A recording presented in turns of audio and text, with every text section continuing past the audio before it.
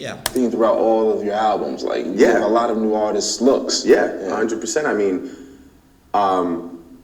again, I'm not one of those people that can be inspired by something and be like, oh, well, that was inspiring, thanks. And then like just move on with it, like, you know, under my arm, like running down the field. I gotta like, you know, at least honor the person that handed me off the football before I ran for the touchdown, you know.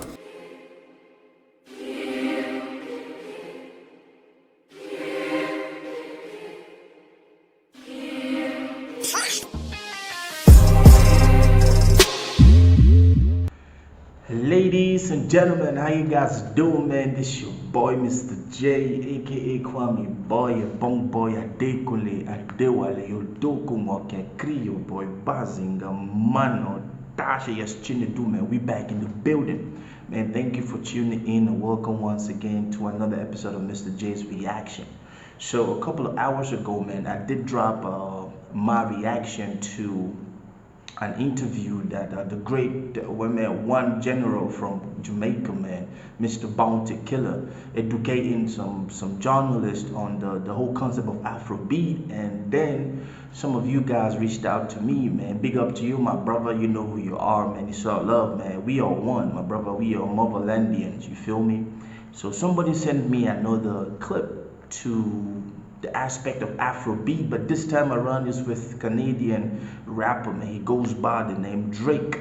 So we're gonna talk about that. But before we do, man, if you're not done it, please do pause for a minute, hit that subscribe button, smash the like and that notification, and give us that thumbs and leave that comment, and please let that commercial play.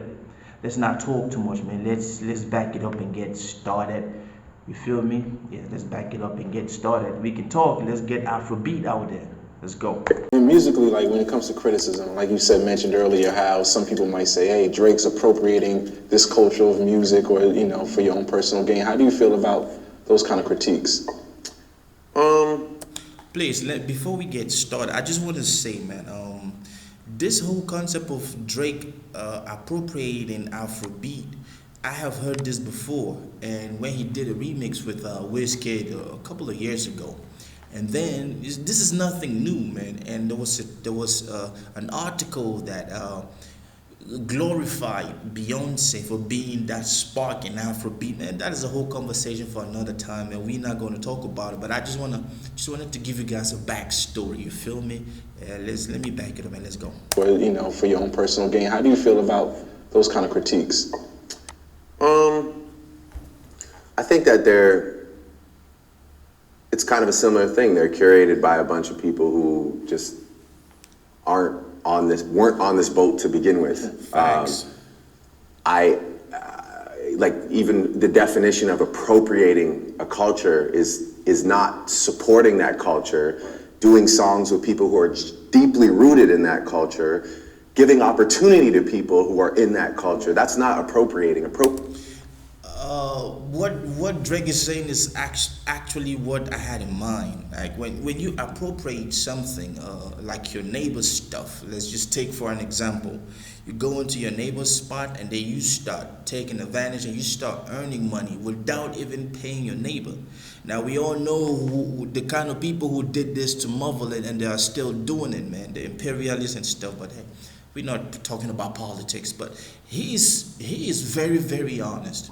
Some of these naysayers, man, some of these rumors will always be about people who always come from people who actually didn't even start from the get-go when this man was reaching out. And the fact that he reached out and he gave opportunities to a whole lot of our Afrobeat artists to, you know, to do collabos, to be on his shows, you know, to just talk with him sometimes.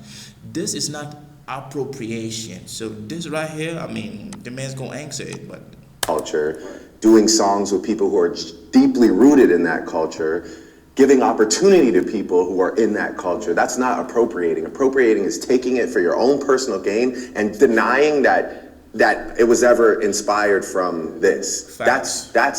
That's the true disservice that somebody could do to the UK, to dancehall, to Afrobeats. See, he's talking now. But this is true though, because this man moved after doing something with Wizkid. I mean, his eyes got open. Like, man, And I do believe that Drake actually let some people in on this whole Afrobeat movement, especially from Nigeria. Because after that point of contact, bro, we start realizing that a whole lot of artists are jumping on the Afrobeat, man. Let's touch Nigeria, let's touch Ghana, let's touch South Africa, that music shit. So this man started it. And how do you know that this brother was not appropriating any other genre? Like, he caught it, man, from the drip from UK, the drip from dancehall from Jamaica, man, Afrobeat. This man has done something with the UK, man. He actually literally brought the UK artists on stage. You guys know who I'm talking about, man. Yeah, but this is real, man. He keeping the facts. He moved from Wizkid, he went to Thames, you feel me? And another Aryan star's gonna go. I mean, this man is, I think that the whole question is foul. Just Mr. J talking, you feel me? Somebody could do to the UK, to dancehall, to Afrobeats. Me, I've always, anytime I embark on one of those journeys, I ensure that I'm not only paying all due respects verbally, but like I make a point to give opportunity to people that I respect, you know? Like that's like been a constant. Facts. He does. I mean, he does. You feel me? I've been a Drake fan from the forever. Ever, then the remix. Last name ever. First name greatest. Boy like a sprained ankle, I ain't nothing to play with. That's when I got on Drake. I mean, this man became a superstar without even dropping an album. Mixtapes. You feel me? But yeah. Theme throughout all of your albums, like you give a lot of new artists looks. Yeah, 100%. I mean, again, I'm not one of those people that can be inspired by something and be like, oh, well, that was inspiring, thanks. And then like just move on with it, like, under my arm, like running down the field. I gotta like, at least honor the person that handed me off the football before I ran for the touchdown, Respect. In the music industry, you gotta respect who held your hand, who pulled you up. It's rather unfortunate that in my home country, it's not what we see. Somebody gets you on where you are, get you at a certain point, you start making some paper, you talk shit on them. But this man is this is a Jewish boy, let me tell you guys that. And I don't want to sound racist or anything, but when you look at white people, when you look at some of the greatest people in the industry, white, they have that. I'm talking about Hollywood, I'm talking about the music, I'm talking about anything. Majority of these people who embrace to a certain level the different cultures are Jewish. This man he's a Jew. You feel me? And I'm not saying that in a bad way. He's a good, the good Jew, let me put it that way. I know some of you guys are laughing, but even when you look at N1, this was started by Jewish men, white guys who gave opportunities. And he's saying the same thing. You feel me? And as an artist, you need to be able to look beyond your box. See, this man started rapping, but then he went out. Because this man has blended so many ish ever since he became an artist. It's crazy. Look at his catalog. You agree with Mr. J on that? Let's go back. Like just move on with it, like under my arm, like running down the field.